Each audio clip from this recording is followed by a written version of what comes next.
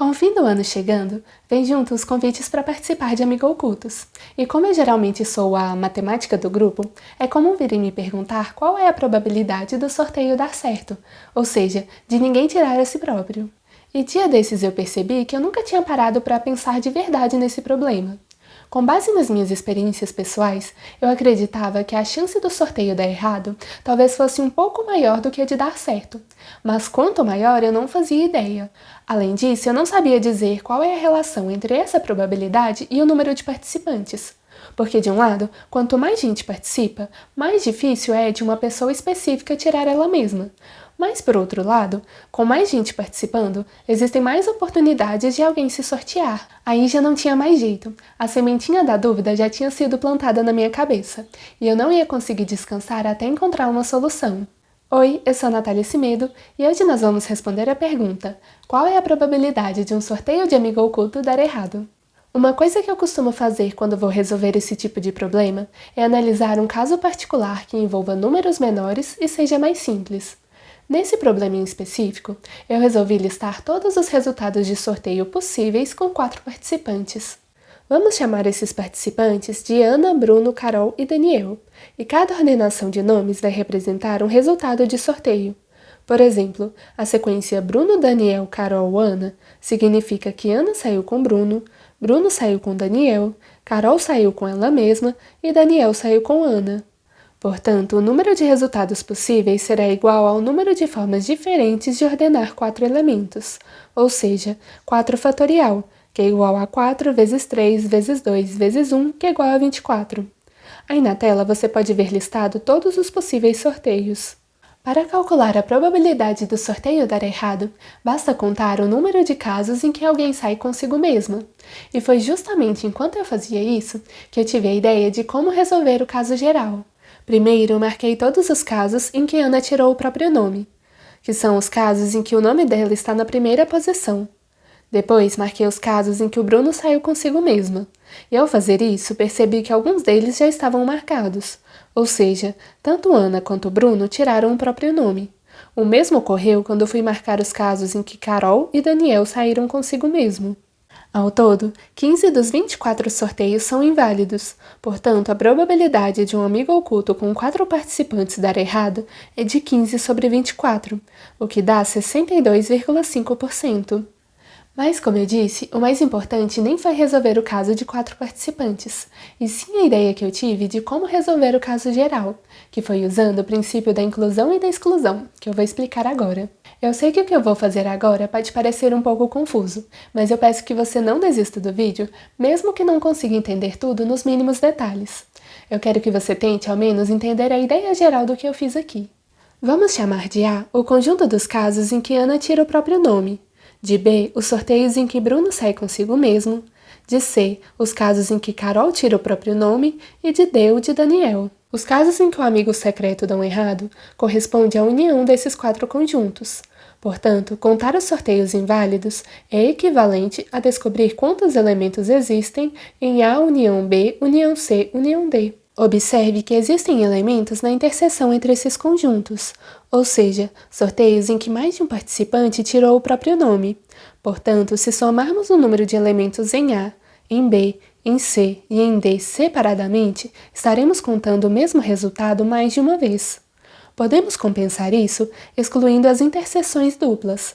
Ao fazer isso, os casos em que apenas 2 participantes saem consigo mesmo passam a ser contados apenas uma vez.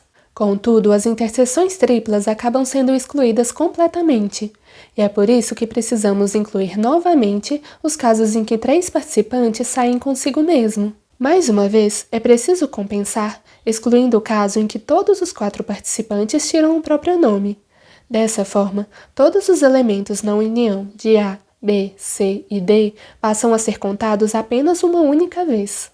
A vantagem de fazer isso é que, com um pouco de análise combinatória, é possível encontrar o número de elementos de todos esses conjuntos. Em A, Ana sai consigo mesma, portanto, a primeira posição já está fixa, e as outras 3 podem variar livremente. Logo, existem 3 fatorial elementos em A. 3 fatorial formas diferentes de Ana sair consigo mesma. Além disso, o número de elementos em A é igual ao número de elementos em B, em C e em D. Observe que existem 4 formas de escolher um conjunto em um total de 4. E quantos elementos existem nas interseções duplas? Vamos pegar o exemplo de A interseção B. Tanto Ana quanto Bruno tiraram o próprio nome, portanto essas posições já estão fixas e apenas as outras duas podem variar, dando um total de 2 fatorial elementos em A interseção B. Todas as interseções duplas também têm o mesmo número de elementos, e existem 6 formas diferentes de escolher 2 conjuntos em um total de 4. 6 formas de termos uma interseção dupla. Podemos fazer o mesmo com as interseções triplas. Cada interseção tripla tem um fatorial elemento, e existem 4 formas de escolher 3 conjuntos em um total de 4. Como existe apenas uma forma de escolher 4 conjuntos em um total de 4, temos apenas uma interseção entre os 4 conjuntos, que por sua vez tem um total de 0 fatorial, que é igual a 1 elemento. Substituindo esses valores na fórmula anterior, encontramos um jeito de calcular o número de casos em que um sorteio de amigo oculto com 4 participantes dá errado. Fica como exercício refazer as contas. Você deverá encontrar o mesmo valor 15 que encontramos ao listar todos os casos. Podemos seguir a mesma lógica no caso geral, em que temos N participantes. O número de sorteios que dão errado será igual a N escolhe 1 vezes N menos 1 fatorial, menos N escolhe 2 vezes N menos 2 fatorial, mais N escolhe 3 vezes N menos 3 fatorial e assim por diante. Isso pode ser escrito de forma resumida como somatório de menos 1 elevado a i mais 1 vezes n escolhe i vezes n menos i fatorial, com i variando de 1 até n. Dessa forma, a probabilidade de termos um sorteio inválido será igual a esse somatório dividido por n fatorial.